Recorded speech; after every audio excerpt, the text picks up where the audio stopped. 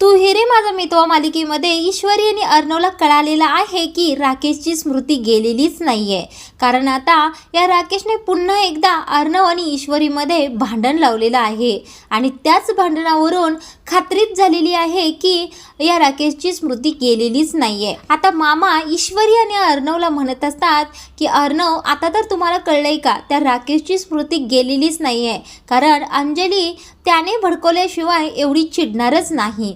आता इकडे अर्णव आणि ईश्वरी पुन्हा एकदा या राकेशच्या मागे लागणार आहेत। तर प्रेक्षकांनो, मालिकेमध्ये कसं होत आहे की या राकेशच्या विरोधात अर्णव आणि ईश्वरी काहीतरी प्लॅनिंग करतात, पण ते सक्सेसफुल तर होतच नाही, उलट या अर्णव आणि ईश्वरीवरच काहीतरी आरोप येतात आणि घरामध्ये भांडणं लागतात आणि या अंजलीचा राग, गैरसमज दिवसेंदिवस वाढतच चाललेला आहे आणि या राकेशचे कारनामे दिवसेंदिवस वाढतच चाललेले आहेत।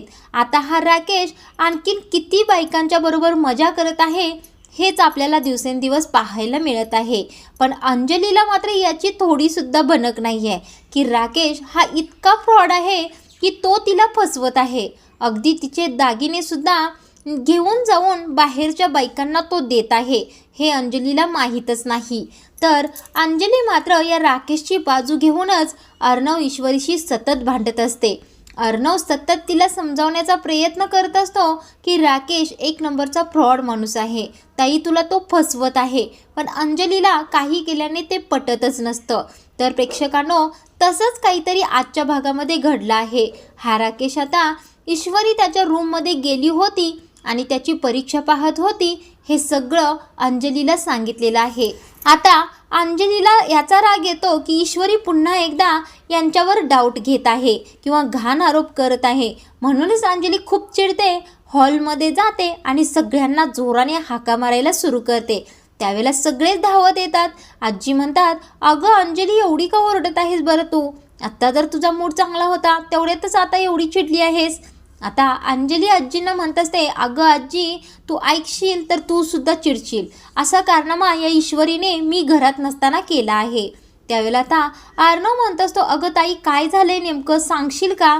त्यावेळेला आता अंजली म्हणत असते, मी ज्यावेळेला घरात नव्हतो त्यावेळेला ईश्वरी माझ्या रूममध्ये काय करत होती बरं? काय यांच्यावरती पुन्हा पुन्हा डाऊट घेत आहे?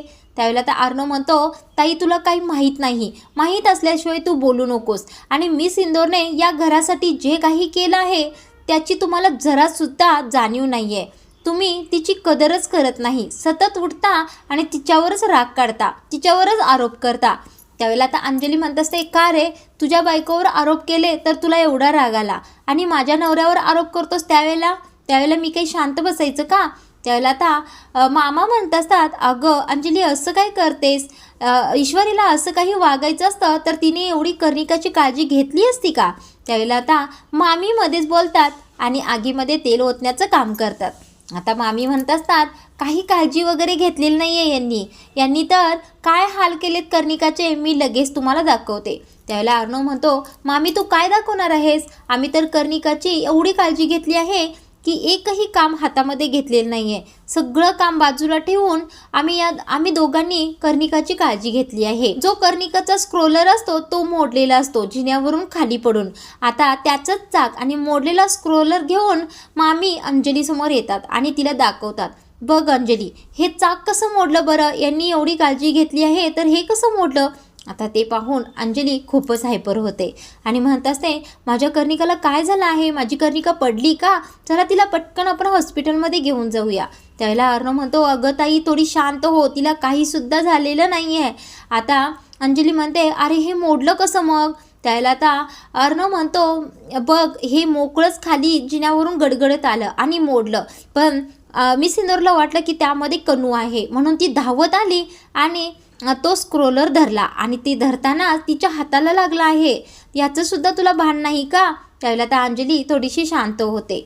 आता प्रेक्षकांनो, इथे आजी मात्र ईश्वरीवर खूपच चिडलेले असतात। आता त्या म्हणत असतात, ईश्वरीला घरची सून म्हणून कोणताच मान मिळणार नाही, तिला कोणच घरामध्ये व्हॅल्यू देणार नाही। त्यावेळेला अर्णव चिडून म्हणत असतो, ठीक आहे, मी सुंदरला जर कोण सून मानत नसेल तर मला सुद्धा कोणी मुलगा मानायचं नाही। आता असं म्हणून अर्णव आणि ईश्वरी रूममध्ये निघून जातात।